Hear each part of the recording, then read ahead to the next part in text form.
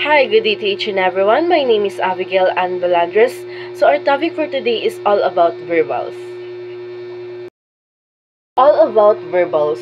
Verbals are words that are derived from a verbs but function as a different part of speech, such as nouns, adjectives, or adverbs in a sentence. Verbal are words derived from a verbs but used as a noun, adjectives, or adverbs. So ginagamit po ang verbals sa pag-enhance natin ng sentence structure or how to write a sentence or simple sentence structure. Yun po yung use ng verbals. So, let's talk about the three main types of verbals. In this chart, you can see that we have three types of verbals. So, first we have participles, the second is gerund, and the last is the infinitive verbals. So, first we're gonna talk about the participles. And a participles is a verbal that can function as an adjective in a sentence. That there are two types of participles. So, dito po sa participles is meron po tayong two types ng participles. We have present participles and the past participles. Here in the present participles is, yun na po yung yung when you use ing in the end of the word, like asking, saying, being.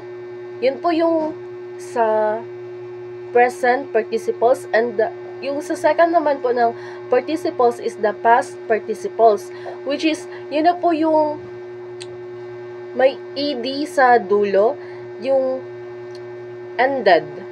For example, ended, then needed. Ano pa ba? Like. Yes, yung like. Is basta meron po ed sa dulo, which is yan na po yung tinatawag natin na past participles. So, let's proceed naman po sa gerund. Gerund is a form that is driven from a verb but that function as a noun. A gerund is a verbal that ends in ing and function as a noun in a sentence. For example na lang po nung nakikita ninyo dito sa my chart, which is yung saying, studying, and reading, which is, yan po yung noun. Nagpa-function po yung gerund as a noun. At ano po yung pinagkaiba ng participles and dito sa gerund? Bakit same lang sila na may ing?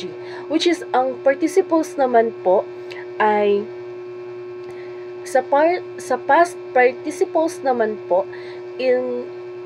nagpa-function siya as an adjectives, which is hindi po sila same nung gerund. Kasi po ang gerund ay nagpa-function siya as a noun. Yun po yung pinagkaiba nilang dalawa. So, the last was the infinitive. Infinitive is a verbal that is formed by placing to or to in the front of the base form of a verb. It can function as a noun, adjective, or adverb in sentence. So, pwede po siyang i-place yung to doon sa noun, adjective, or a adverb.